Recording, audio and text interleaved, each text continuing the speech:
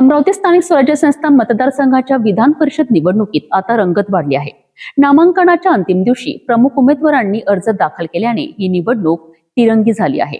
भाजपचे प्रवीण पोटे पाटील, काँग्रेसचे हर्षजित देशमुख, वंचित बहुजन आघाडीचे डॉक्टर निलेश विश्वकर्मा आणि अपक्ष उमेदवार विप्लव बाजुरिया यांनी मैदानात उडी घेतली आहे।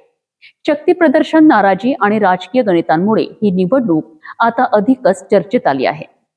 अमरावती स्थानिक स्वराज्य संस्था मतदारसंघाच्या विधान परिषद निवडणुकीकरिता नामांकनाच्या अंतिम दिवशी राजकीय वातावरण चांगलेच तापलेत। भाजपचे उमेदवार आणि माजी पालकमंत्री प्रवीण पोटे पाटील यांनी मोठे शक्ती प्रदर्शन करत उमेदवारी अर्ज दाखल केलाय। यावेळी पालकमंत्री चंद्रशेखर बावनकुळे, अनेक आमदार आणि भाजपचे पदाधिकारी उपस्थित होते।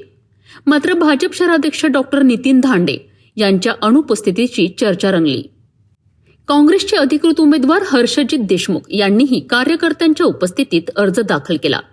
माजी मंत्री सुनील देशमुख, आमदार बळवंत वानखडे आणि काँग्रेसचे वरिष्ठ नेते यावेळी उपस्थित होते। वंचित बहुजन आघाडीचे डॉक्टर निलेश विश्वकर्मा यांनीही समर्थकांसह उमेदवारी दाखल केली।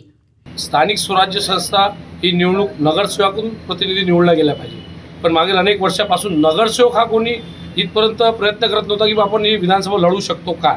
त्या अनुषंगाने अनेक नगरसेवकांनी जेव्हा फोन केले की आपण हा निवडणूक लढली पाहिजे, तर निश्चितच स्थानिक स्वराज्य संस्थेच्या ज्या समस्या आहेत वर्षानुवर्ष नगरसेवकांच्या त्या तशाच आहेत। त्याच्यावर कोणीच भाष्य करते की त्यावर लक्ष देत नाही। मोठ्या मोठ्या गाड्याने उभे राहणे आणि मग 5-7 वर्ष नगरसेवकांच्या स्थानिक समस्या आहेत त्या स्थानिक स्वराज्य निवडणुकीत कोणाचं लक्ष नव्हतं। म्हणून ही गोष्ट आम्ही ओळखली आणि त्यानंतर आम्ही सध्या बाळासाहेब आंबेडकरांना विनंती केली की पक्षाने ही निवडणूक लढली पाहिजे। आणि राहिला दुसरा प्रश्न मतांचं बेरीज, तर निश्चितच अमरावती जिल्हा ज्या तिसऱ्यांदा मी नगरसेवक आहे, आता माझी नगराध्यक्ष तिथं संपत्ती निवडून आली आहे। पक्षाचे अनेक सहकारी आहेत, समविचारी पक्ष अनेक आहेत आणि कुठंतरी हा पर्याय देण्याचा आमचा प्रयत्न आहे। नागपूरचे डॉक्टर नितीन राऊत यांच्यासह अनेक नेत्यांनी त्यांना पाठिंबा दर्शविला। दुसरीकडे भाजपकडून तिकीट न मिळाल्याने नाराज असलेले विप्लव बाजुरिया यांनी अपक्ष अर्ज भरत निवडणुकीत नवा ट्विस्ट आणला आहे।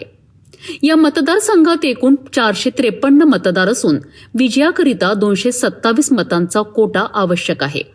आता नामांकन माघारीनंतर नेमके चित्र स्पष्ट होणार असले तरी सध्या सर्वच पक्षांनी मोर्चे बांधणी सुरू केली आहे। अमरावती विधान परिषद निवडणुकीत आता चौफेर लढतीचे चित्र निर्माण झाले आहे। कोणाची रणनीती यशस्वी ठरणार आणि मतदारांचा कौल कोणाच्या बाजूने जाणार याकडे संपूर्ण जिल्ह्याचे लक्ष लागले आहे।